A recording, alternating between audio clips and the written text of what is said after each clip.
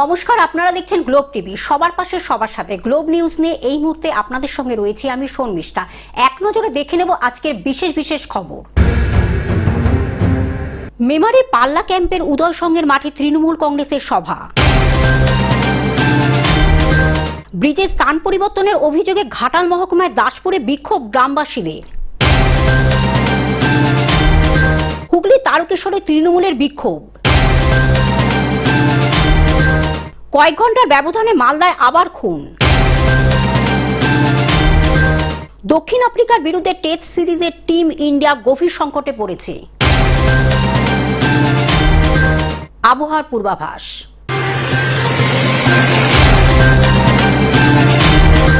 আসছি বিস্তারিত খবরে। মেমারি পাল্লা ক্যাম্পের উদয় সংঘের মাঠে তৃণমূল কংগ্রেসের সভা। কয়েকদিন আগে মেমারি পাল্লা ক্যাম্পের উদয় সংঘের মাঠে সভা করে একের পর এক তৃণমূল কংগ্রেসের বিধায়ক ও নেতাদের ব্যক্তিগত আক্রমণ করে এসআইআর নিয়ে নানা কথা বলে গেছেন। আজ সেই মাঠে পাল্লা সভা করলেন তৃণমূল কংগ্রেস।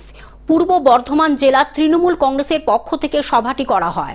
প্রধান বক্তা হিসেবে উপস্থিত ছিলেন রাজ্যের পরিবহন মন্ত্রী স্নেহাশিস চক্রবর্তী, ছিলেন জেলা সভাপতি তথা কাটোয়ার বিধায়ক রবীন্দ্রনাথ চট্টোপাধ্যায়, রাজ্যের মন্ত্রী স্বপন দেবনাথ, ছিলেন সাংসদ ডাক্তার শর্মিলা সরকার, স্থানীয় বিধায়ক মধুসূদন ভট্টাচার্য, ব্লক সভাপতি নিত্যানন্দ ব্যানার্জি, বিধায়ক খোকন দাস, অলোক মাঝি সহ জেলার বিধায়করা, জেলা পরিষদের সভাধিপতি শ্যামা প্রসন্ন লোহার, যুব সভাপতি রাসবিহারী হালদার, ছাত্র পরিষদের সভাপতি স্বরাজ ঘোষ, শ্রমিক সংগঠনের সভাপতি সন্দীপ বসু, মহিলা সভানেত্রী লীলা মুন্সি সহ সকল শাখা সংগঠনের নেতৃত্ব, জেলা পরিষদের মেন্টর মোহাম্মদ ইসমাইল, সমস্ত ব্লকের ব্লক সভাপতিরা।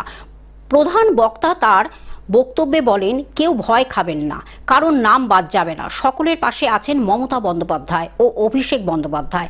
তিনি বলেন, প্রচুর মানুষ ছিন্নমূল হয়ে ওপার বাংলা থেকে মানুষ এখানে এসেছে, বিশেষ করে মতুয়া সম্প্রদায়ের মানুষরা।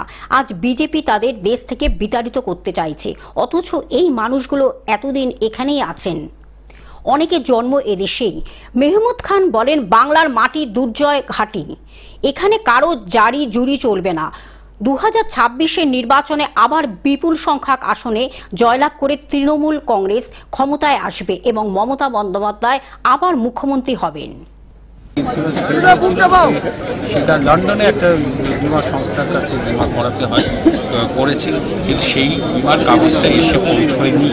সেটা আজকে 1:30টার সময় পৌঁছে দিয়েছে, কিন্তু আমাদের মুখ্যমন্ত্রী তো তাই তিনি চলে গিয়েছেন, বাই কারে চলে গিয়েছেন। এবং এই যে দেরিটা ওরা করলো, এটার জন্য আমরা ওই সংস্থাকে সুপারিশ করছি এবং ভবিষ্যতে আইনি যে পেনাল সেটা আমরা অবশ্যই। হ্যাঁ, এগুলো তো আমরা যে সংস্থাকে দিয়েছি তার দায়িত্ব হচ্ছে সে তার বৈধ কাগজপত্র ফিট রাখে। সেইখানে এই ধরনের একটা মুখ্যমন্ত্রীর মিটিংয়ে দিতে পারলো না, এটা তো তার জন্য আমরা সুপারিশ করছি। সুজয় ভট্টাচার্যের রিপোর্ট, গ্লোব টিভি। ব্রিজের স্থান পরিবর্তনের অভিযোগে ঘাটাল মহকুমার দাসপুরে বিক্ষোভ গ্রামবাসীদের। দাসপুরের নিমতলার ব্রিজের স্থান পরিবর্তন করার অভিযোগ তুলে বুধবার বিক্ষোভে ফেটে পড়লেন ঘাটাল ও দাসপুর বিধানসভার বেশ কয়েকটি গ্রামের মানুষজন। শিলাবতী নদীর ওপর ব্রিজ তৈরির দাবি ছিল বহুদিনের। শাসক দল তৃণমূল কংগ্রেসের বেশ কিছু নেতা নিজেদের স্বার্থে 1 কিলোমিটার দূরে ওই ব্রিজ সরিয়ে নেওয়ার অভিযোগ তুলে রাস্তায় নামেন গ্রামবাসীরা। গ্রামবাসীদের অভিযোগ অনুযায়ী দাসপুর ও ঘাটাল থানার সীমানা বরাবর ব্রিজ তৈরি করার কথা জানানো হয়েছিল ঘাটালের সাংসদ দীপক অধিকারীকে।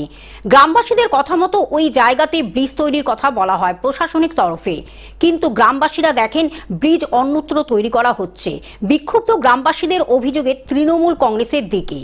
গ্রামবাসীদের অভিযোগ, ঘাটালের তৃণমূল কংগ্রেসের ব্লক সভাপতি দিলীপ মাঝি তিনি নিজের স্বার্থসিদ্ধির জন্য অন্যত্র জায়গায় ব্রিজ স্থানান্তরিত করেছেন। অপর গোষ্ঠীর আন্দোলন আর তাতে অস্বস্তিতে শাসক দল তৃণমূল কংগ্রেস। তাদের যাতায়াতে অসুবিধা হচ্ছিল বলে সেই দিকেই মানে স্যাংশন হয়েছে এখানে পোল করার জন্য আমরা আন্দোলনটা করেছিলাম। হ্যাঁ, দীপক অধিকারী এসেছিল, সেও বলেছে যে এখানে পোল হবে। তারপরে দিলীপ মাঝি সেও সংসদ সভায় হচ্ছে যে আবেদন করেছিলাম আমরা পোল করার জন্য, সে বলেছে সেখানে যে হ্যাঁ এখানে পোলটা হবে। সেই পোলটা এখানে বের করে নিয়ে যে সে নিজের স্বার্থের জন্য সেখানে এখানে পোলটা করছে। কিন্তু আমাদের এই যে ছাত্ররা সব স্কুল টিউশনে যাচ্ছে তাদের প্রচুর অসুবিধা। ওই 1.5 কিলোমিটার রাস্তা সে পাশে দিয়ে খুব মানে বন জঙ্গল দিয়ে তাদেরকে পেরিয়ে যেতে হয়। কিন্তু এখানে হলে এখানে সামনে পরিষ্কার রাস্তাঘাট, এখানে সামনে নিমতলা আছে, নিমতলা হচ্ছে যে আমাদের সুবিধা হবে যা। কিন্তু এই যে মানে তেমাখানি রাস্তা এখানটা যাওয়াটা আছে জায়গাটা সবচেয়ে ভালো হবে মানে। কল্যাণ মণ্ডলের রিপোর্ট, গ্লোব নিউজ। হুগলির তারকেশ্বরে তৃণমূলের বিক্ষোভ। হুগলি তারকেশ্বরের বিধায়ক তথা তৃণমূল কংগ্রেসের জেলা সভাপতি রামেন্দ্র সিংহ রায়ের বিরুদ্ধে রাস্তায় নামলেন তৃণমূল কংগ্রেসের কর্মীরা। গতকাল এই ঘটনাটি ঘটেছে হুগলির তারকেশ্বর বিধানসভার নাইটা মাল পাওয়ার অঞ্চলে।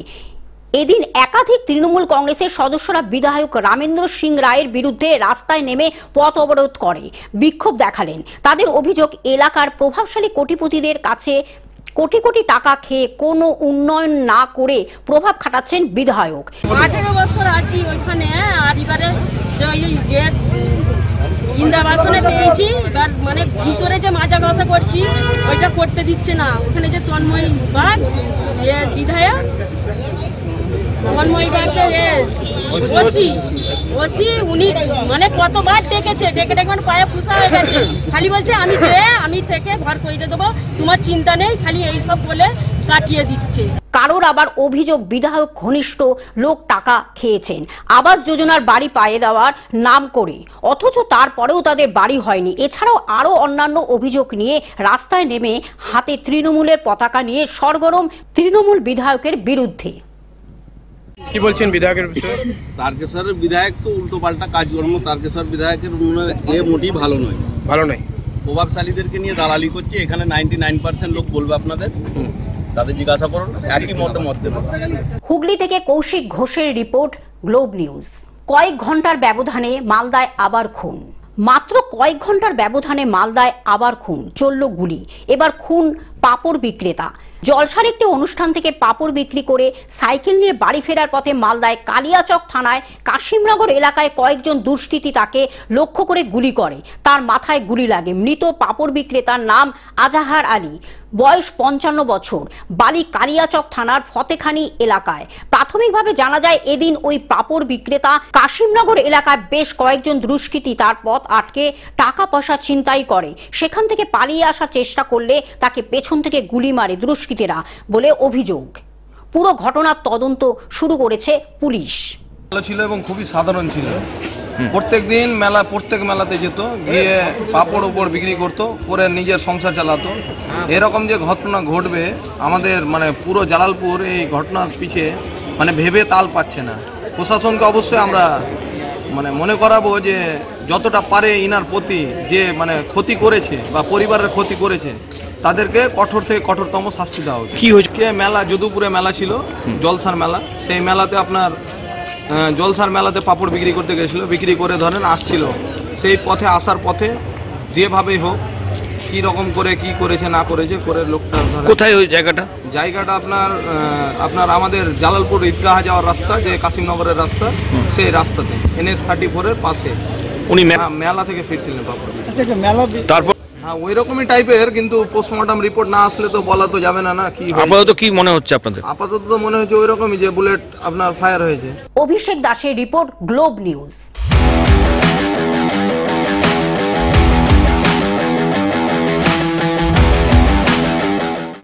দক্ষিণ আফ্রিকার বিরুদ্ধে টেস্ট সিরিজে টিম ইন্ডিয়া গভীর সংকটে পড়েছে।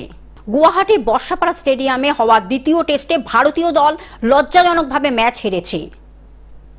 549 রানের বিশাল লক্ষ্য তাড়া করতে নেমে মাত্র 140 রানে ভারতের দ্বিতীয় ইনিংস গুটিয়ে যায়।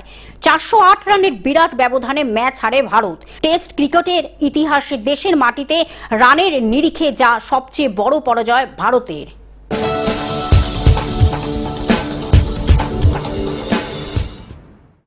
আবহাওয়ার পূর্বাভাস। নভেম্বরের শেষে হালকা শীতের শিরশিরানিতে অনুভব করেছে রাজ্যবাসী। এখনো কনকনে ঠান্ডা আসতে ঢের দেরি। মঙ্গলবার কলকাতার তাপমাত্রা 16 ডিগ্রির নিচে নেমেছিল ঠিকই, তবে বুধবার সকাল থেকে পারদ খানিকটা পড়ল। টেলিভিশন ছাড়াও গ্লোব নিউজ এখন সমস্ত সমাজ মাধ্যমে উপলব্ধ।